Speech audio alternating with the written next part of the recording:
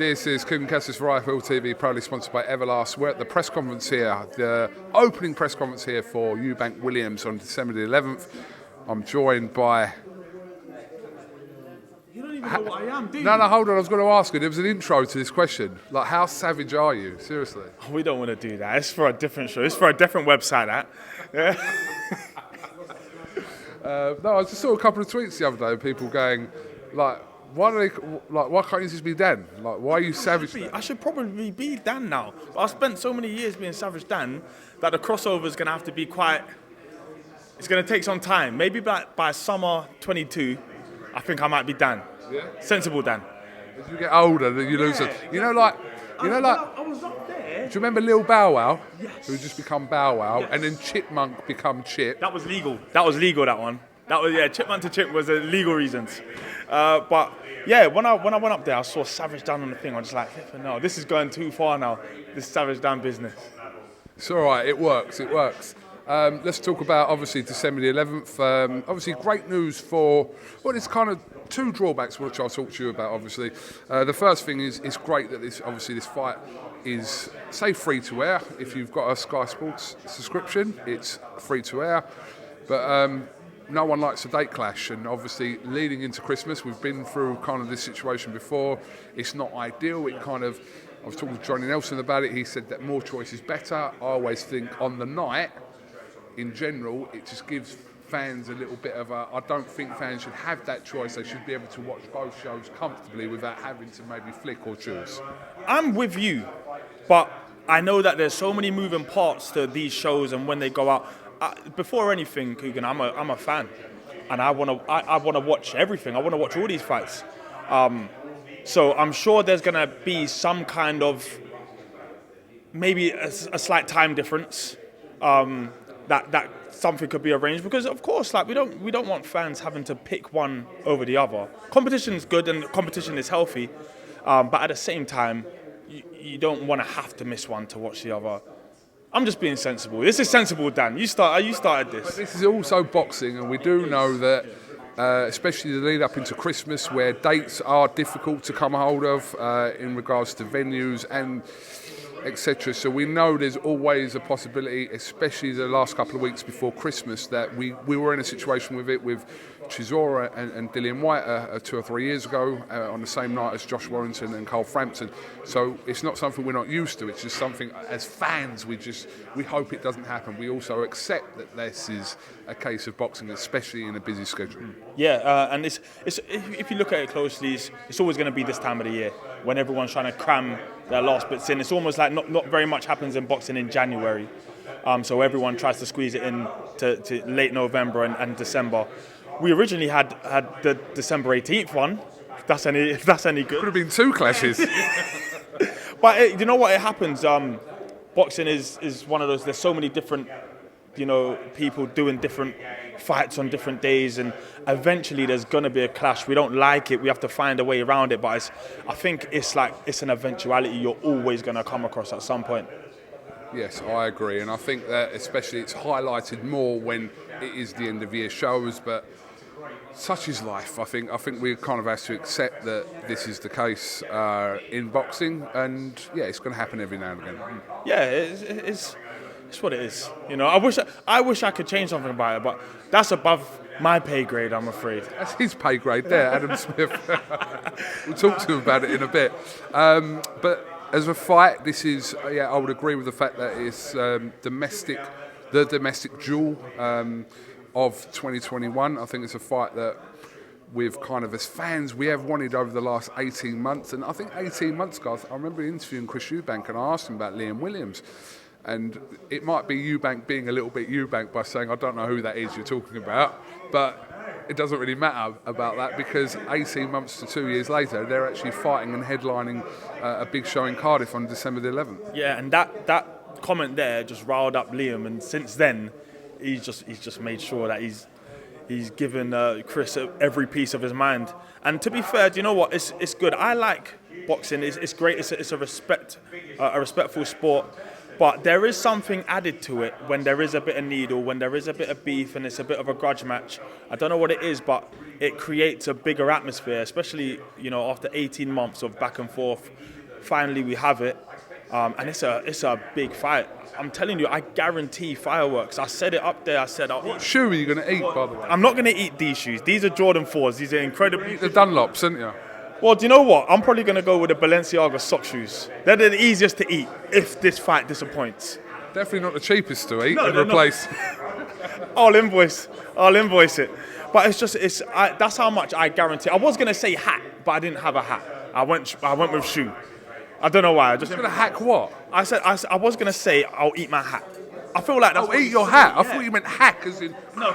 He's going to saw something off. But no, I guarantee it's just one of those fights where obviously fights aren't fought on paper, but you can just see the styles. This is gonna gel very quickly, and once it does, I think it's just fireworks all the way through. I honestly think this could be fight of the year, or it's definitely going to be a contender for fight of the year, because neither of them really want to take a backward step. They both want to hurt each other. Then it's in their nature to almost be violent in fights. I know Roy Jones may have refined it a little bit with Chris Eubank Jr., but this is a fight where I just think we see a lot of violence. Yeah, I agree. I think this is a much anticipated fight. Like I said to you, it's been, it's happening at the right time, because we've been talking about it for about a year and a half. We've seen fights being spoken about for 5-6 years that are being talked about happening now. So I think we're getting this kind of bang on the right time. Yeah, and it's a Christmas treat for everyone. I think it's a good time for both of them as well. The middleweight scene is there's a lot of moving parts to it. The winner, you'd have to imagine, kicks on and fights for a world title inside 12 months. So there's big rewards for the winner. It's already a huge... I mean, there's not going to be an empty seat in there. I know it's only Motor Point Arena. It could probably have gone somewhere else and done something bigger, but I was actually kind of shocked when Eubank agreed to fight in the Lions Den, because it's in a 50-50 fight. It's kind of 50-50 already. He doesn't see it as 50-50. That's probably why he's taken it as well. Do you think? Well, it's not about taking it. I think for someone like Chris Eubank, who's looking at these big fights in 2022, but Liam Williams, as I keep repeating myself, is a very, very live opponent for Chris. Regardless of what anyone says or what Chris thinks, he's a very live opponent. So I ain't surprised that Eubank decides to go to Wales, because I think Eubank's got that mentality: is ring's a ring, I'll come to your backyard. Yeah, he's just saying, is there 10-ounce gloves, and is there a ring, and is there a man in front of me that I can fight? That's all it's going to take from him. But I just didn't think he would do it, considering the position he was already in. Okay, so yes, we're all looking forward to December the 11th. Just kind of aside from boxing, I just wanted your opinion on a couple of things that happened yesterday. You would have seen the situation with Canelo, as he wants to cut up to cruiserweight. It's been accepted by the WBC. We've seen the situation with Tyson Fury and Dillian Whyte not kind of get any further in reference to Whyte's legal case with the WBC. So we kind of found out a little bit and nothing yesterday in that convention in Mexico. All we know is that Canelo can do whatever he wants, it looks like. I said a joke, actually. I think it might have even been on IFL, and I said, listen, it was the night that Caleb Plant and Canelo fought. I was just like, listen, after this, you may as well just skip out light heavyweight and make Canelo fight a Coley. And I did not realise that only a week on or 2 weeks on, he would become mandatory to fight MAKUBU. Ridiculous. It's probably a fight he wins as well. I don't know. You're now fighting giants, big boys, 200-pounders. Apologies, just pick that up. You said he's not the kind of guy you pick. Yeah, he's the kind of guy you run from, if I'm totally honest, because he's big, he's tough, and you're Canelo and you're usually a 160 fighter. In reality, you have no business up at 200 pounds. But he's so good, so talented, punches so well that he's good enough to do it. But I'm more of a mathematician than anything. I'm looking at these numbers, 160 pounds to 200 pounds. I'm not sure if Canelo does that. I know you might, and I know a lot of people do. 200 pounds, probably boiling back up to 210. He might, if he hits you just once, it could be curtains. Doesn't matter how good you are at middleweight. I'm just being honest. His last fight was at middleweight. Was that 168? Super middleweight. 168.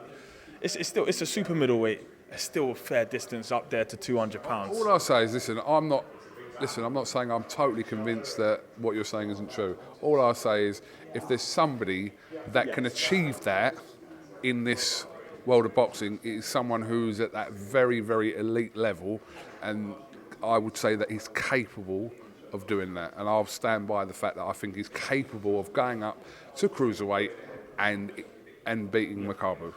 No, it's a 50-50 fight. Somehow it's still 50-50.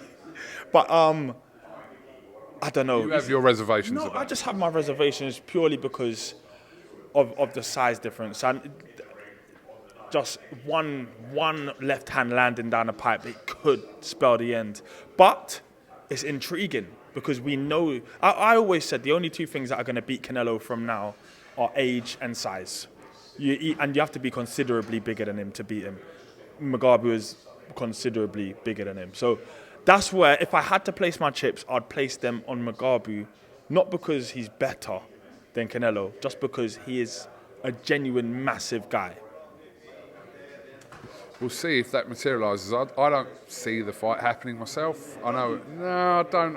I just think there's so many options for someone like Canelo, where I think MAKUBU is one of many options that he could explore come the time he fights in May. So I'd still say it was unlikely that fight happens in May, but you never know. And stranger things have happened. And I think the ball got well and truly rolling yesterday at the convention. So yeah, look. Canelo's never fought at cruiserweight, but yet he's become mandatory for the WBC. It doesn't matter. He's also got other options. He can fight Beterbiev, he can fight Bivol. I back him against pretty much everyone, if I'm totally honest, except for that big one. And even then, the closer it gets to the fight and I start seeing some training clips, maybe I'll switch sides anyway. But for now, with my sensible head on, as sensible Dan, I think MAKUBU has to be too big for Canelo. You can't. I wouldn't have it from anyone else. Okay, in about a year's time, we'll be having this conversation. We'll be going, no, he can't do it heavyweight. There's no way. What does Canelo weigh in at for that fight? What's he going to do? I'd be curious to know what they both weigh in that fight, because that's the telling factor. But listen, I think step at a time, we'll see. May's a while away, and I think we'll probably in the next sort of 2 or 3 months, we'll hear what, but I just think there's too many options there for that to be legitimately the front runner. I don't think that's the case. I think there's also, I don't see him fulfilling any of his mandatory obligations either, because I don't think the fights are that big for him to take on one of his mandatories. I don't know every single one, but we'll wait and see what happens. It's interesting anyway. Yeah, exactly. And if you're MAKUBU, you're doing everything to make that Canelo fight. You're doing absolutely everything, more than the unification fight, more than any of the other cruiserweights. You're going to want to fight Canelo because it's big money, it's big viewership, it's big everything, and it's a small fight. We'll wait and see. Well, Dan. Thank you very much. Or Savage, whichever one you want. We'll go with Dan for now. Thank you very much for talking to IFL TV. We'll definitely catch up with you. Obviously, we've got the show this weekend as well at Wembley Arena with Reactpour and Marku, etc. So, we've got another press conference tomorrow. So, yeah, I'm sure we'll catch up again at some point. Yeah, man. See you later, man. Have a good day.